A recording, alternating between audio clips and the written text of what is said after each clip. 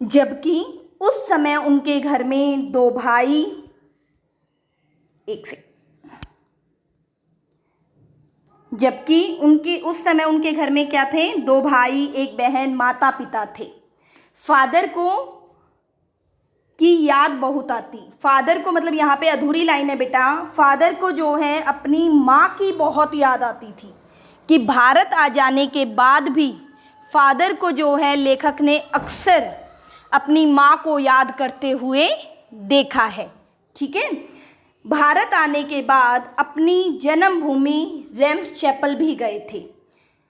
मतलब यहाँ पर उन्होंने जन्मभूमि के प्रति भी जो है बेटा अपना प्रेम व्यक्त किया है, कि किसी की जन्मभूमि चाहे कैसी भी हो, लेकिन व्यक्ति का जो जुड़ाव अपनी जन्मभूमि के साथ होता है वो एक विशेष लगाव होता है। तो ऐसे ही फादर बुल्के का भी जो है अपनी जन्मभूमि रेम्स चैपल से एक लगाव था। तो भारत आने के बाद वो एक या दो बार जो है वापस जो है रेम्स चैपल भी गए थे।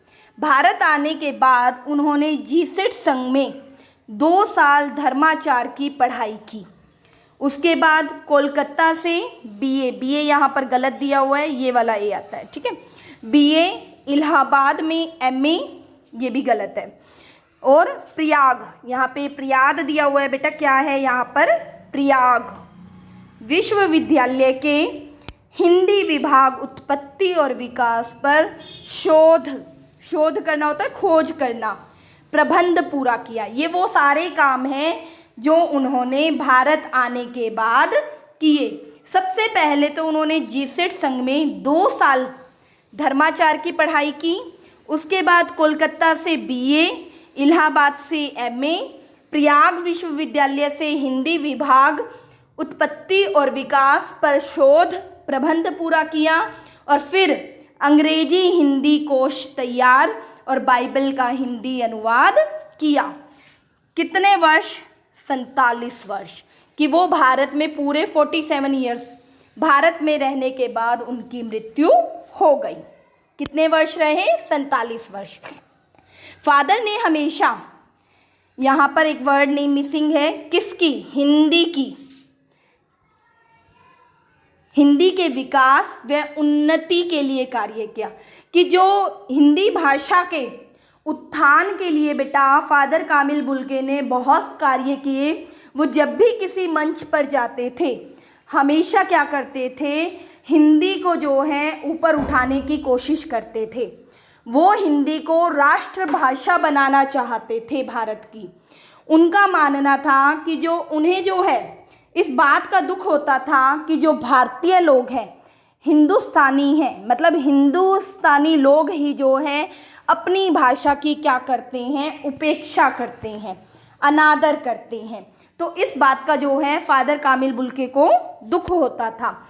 वो क्या करते थे, हर मंच से हिंदी की वकालत करते रहे। उन्हें इस बात का दुख होता था कि हिंदी वासी ही हिंदी की क्या करते हैं, उपेक्षा करते हैं, उसका तिरस्कार करते हैं, ठीक है, इग्नोर कह सकते हो आप, उसको इग्नोर करने की कोशिश करते हैं।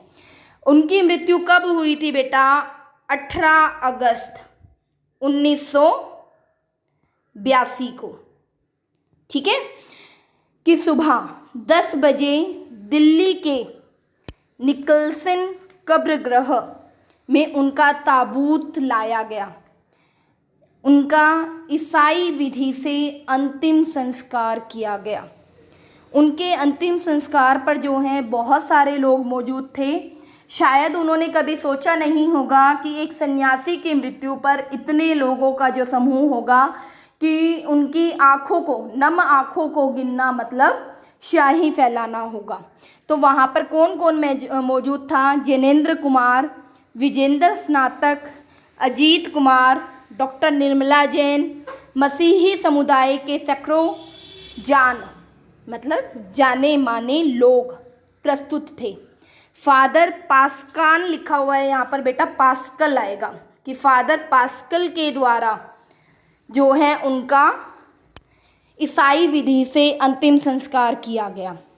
उन्होंने क्या कहा कि फादर बुल्के धरती में समा रहे हैं, इस धरती से ऐसे रतन और पैदा हो। कि जैसे हम धरती में कोई बीज बोते हैं और वो फिर अंकुरित होकर पौधे का रूप धारण कर लेता है, वैसे ही क्या है, इस धरती को जो है फादर कामिल बुल्के जैसे लोगों की ज़रूरत है।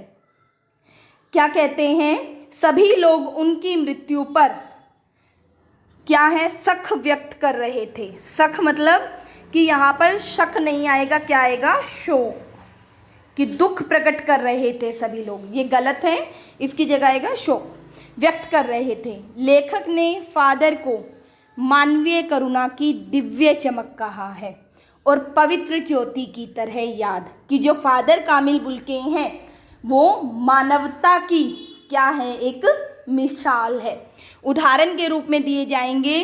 और लोग जो है इस पवित्र